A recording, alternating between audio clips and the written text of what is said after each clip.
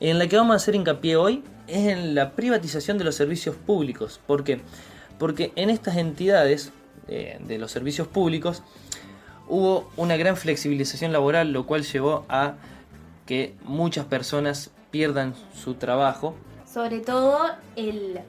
la intervención que hubo sobre los medios, tanto públicos, o sea, sobre todo públicos, pero también privados, que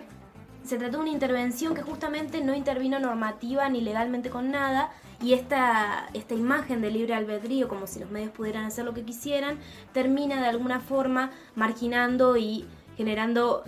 lógicas poco democráticas con respecto a los medios de comunicación, generando también, con relación a estas lógicas neoliberales de las que hablaba el Juanpe, que los medios de comunicación entren en las lógicas de funcionamiento neoliberales y de concentración de capitales, y que terminen por concentrar a los medios que funcionaban dentro de los países latinoamericanos en pequeños grupos o grandes grupos de medios que pertenecían a unos pocos, que son los grandes grupos de poder.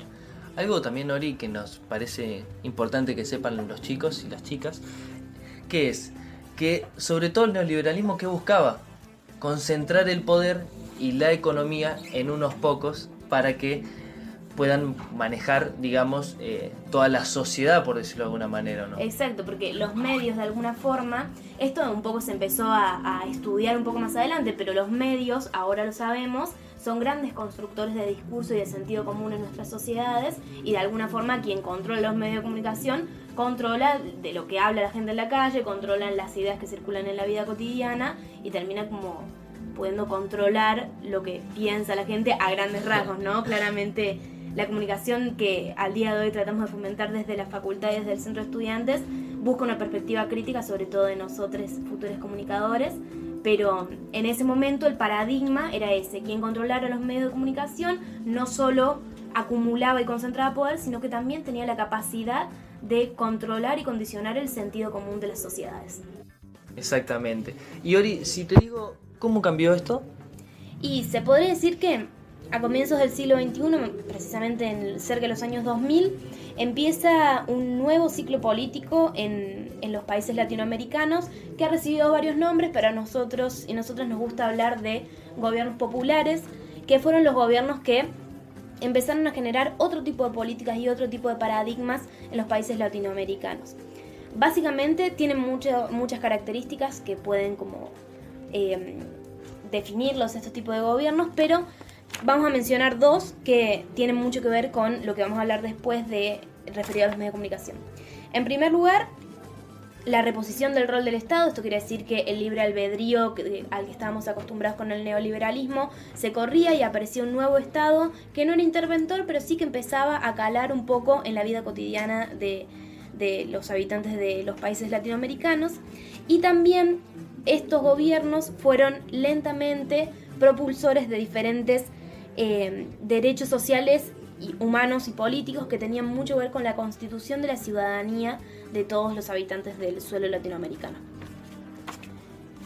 En este sentido también es importante, bajo este paradigma de que reaparece el rol del Estado y que hay una gran promoción de derechos sociales y humanos, es que entran los medios de comunicación. ¿Por qué? Porque empieza a entenderse la comunicación bajo un nuevo paradigma que ya no es ni empresarial, ni mercantilista, ni sigue las lógicas de acumulación de poder y de capital, sino que empieza a comprenderse la comunicación como un derecho humano fundamental que constituye la vida de los seres humanos. También, Ori, ahí es importante que se sepa que esta gran oleada que empieza a surgir de nuevos gobiernos en América Latina en contra de los gobiernos neoliberales que venían funcionando, es porque se empieza a recuperar un poco el sentido de la memoria, empezar otra vez con el sentimiento de los derechos humanos como una pieza fundamental dentro de estas nuevas construcciones que se quiere llevar adelante. Sí, es verdad también que los países latinoamericanos venían de los últimos 30, 40 años de muchos golpes, países con dictaduras, países con gobiernos neoliberales que hambrearon al pueblo y que desaparecieron absolutamente y no generaron políticas públicas para que los países pudieran desarrollarse. Entonces, esta noción de memoria buscaba de alguna forma recuperar todo lo que habían sido los países, las malas decisiones que se habían tomado, y como fomentar todo a partir de construir sociedades mejores y de la constitución de derechos sociales y humanos para todos los habitantes. Es por eso que decimos que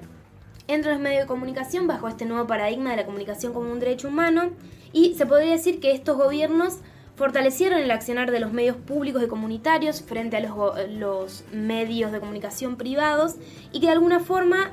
funcionaron bajo las banderas de una redistribución de los recursos y de licencias de los medios. Esto de alguna forma democratizó un poco el acceso a la palabra, el acceso a los recursos materiales y la capacidad para todos los medios para ser escuchados, para ser leídos o para ser consumidos. Claro, y también esto de la descentralización del poder, terminar con los monopolios que manejan una sola información, y también empezar a entender a una comunicación heterogénea, ¿no? Con distintas voces, que también haya un lugar para que cada medio se pueda expresar y sea escuchado también, y que no haya una única verdad, sino que a través de esta democratización de los medios empiece a haber una democratización de la palabra. De la palabra, exactamente. Entonces, por eso hablamos de, en el apunte no está así, pero lo podemos pensar bajo estos términos, de que a medida que se democratizaban los medios y los recursos, de alguna forma se democratizaba la palabra también en nuestro país y en el resto de los países latinoamericanos, y eso de alguna forma nos permite ser una sociedad un poco más heterogénea y una sociedad con más diversidad de opiniones. Sobre esto, el libro cita varios ejemplos en América Latina sobre distintas regulaciones y normativas que funcionaron para acompañar este paradigma de la comunicación como derecho humano y que apuesta por la pluralidad de voces. Menciona ejemplos en Venezuela, en Bolivia, en Ecuador, y sobre todo hace mucho hincapié en la ley que se sancionó en nuestro país en el año 2009 y que efectivamente empezó a ser efectiva en el año 2013, que se conoció como Ley de Servicios de Comunicación Audiovisual. Esta ley, sobre todo, hay que entenderla bajo los paradigmas que ya mencionamos de democratización de la palabra y democratización de los recursos. Acá el apunte va a decir que la norma de la ley incluye frecuencias radiales y de televisión cuyo origen puede rastrearse en los 21 principios que la Coalición por una Radiodifusión Democrática elaboró en 2004 y que fueron recogidos por esa ley, y que pusieron sobre todo el acento en la clasificación de frecuencias de radio y televisión comerciales, comunitarias y públicas, así como la definición del porcentaje que le corresponde a cada sector, asignando un 33% a cada uno. ¿Qué quiere decir esto? Que se redistribuyó bajo una ley del Estado Nacional el presupuesto o la cantidad de recursos o la cantidad de pauta que le pertenecía a cada medio. Esto es muy importante porque antes, sin ninguna regulación, obviamente los grandes grupos de poder iban a tener más acceso a los recursos materiales y los medios comunitarios o algunos medios públicos no iban a tener tanta llegada y por ende no iban a ser escuchados o consumidos. ¿Qué pasa con la Ley de Servicios de Comunicación Audiovisual y el resto de las leyes que empezaron a promulgarse en América Latina que tenían la misma línea de democratización? Se van a chocar, dice acá el apunte, con la idea de convergencia, particularmente de convergencia mediática. Cuando hablamos de convergencia mediática, básicamente nos estamos refiriendo a un término que expresa el modo en el que muchas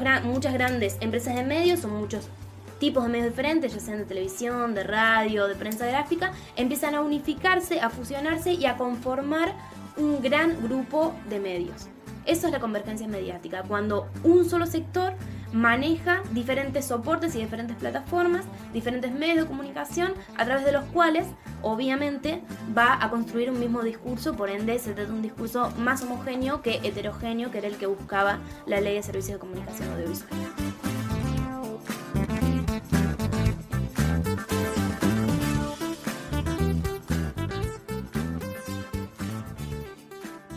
Nos vemos en el próximo podcast, en donde hablaremos acerca del texto La institución universitaria, de Dafne García Lucero.